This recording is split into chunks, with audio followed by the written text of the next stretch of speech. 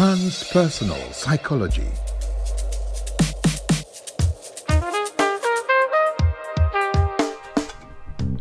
Hello, I'm Esan.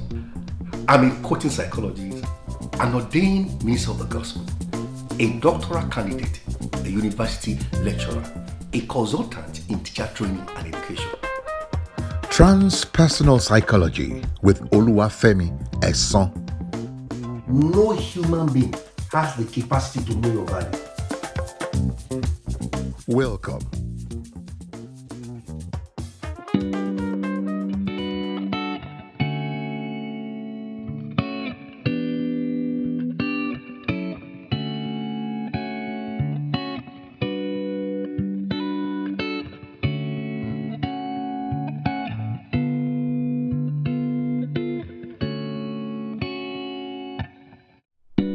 Hello everyone, welcome to this episode. Today, we'll be looking at the concept of self-concept.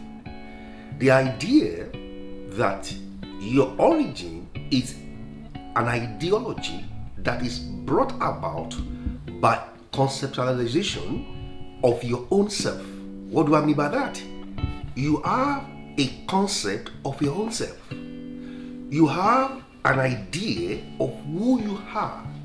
This idea is determined by your self-image and your self-esteem.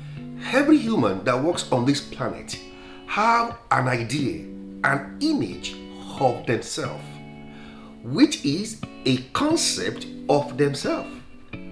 But the trouble is, the origin of those concepts can't limit their pursuit in life.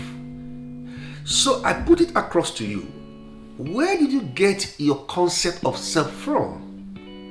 What are the factors that have determined the image of self you have today? Where do you get the particular estimation of your life value from? It is often said that our idea of self and our concept of self is influenced by a belief system. What do I mean by that? A system of belief that has come into place in our mind. A system of thought processes, ideology, personal philosophy, values of life that has shaped our self-image.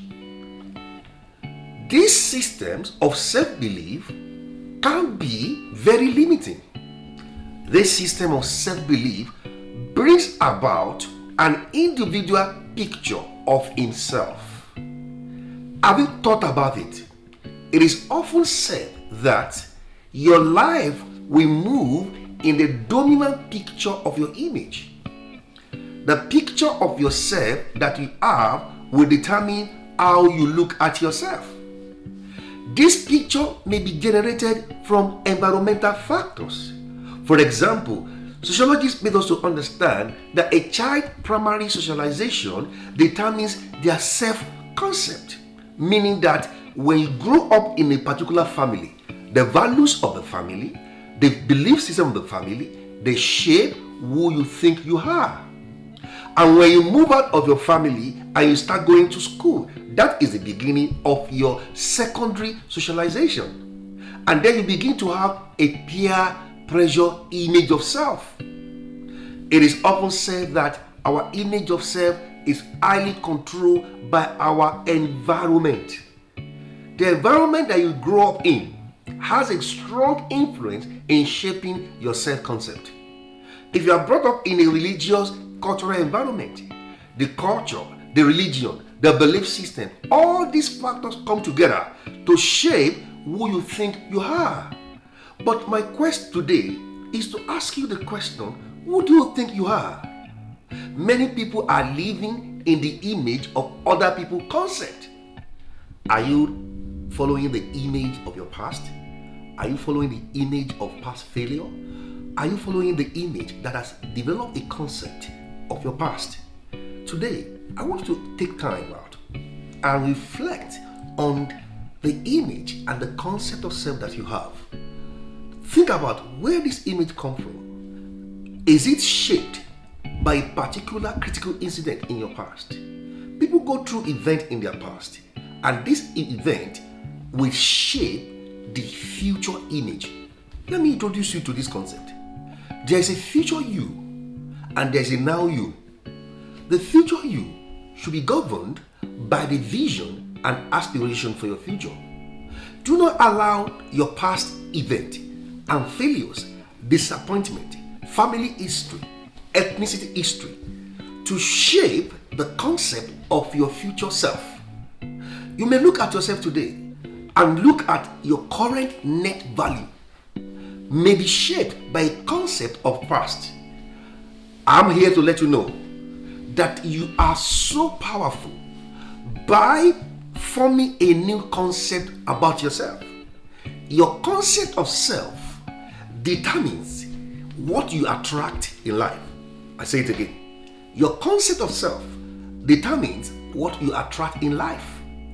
The future concept of yourself always leads to opportunities about life.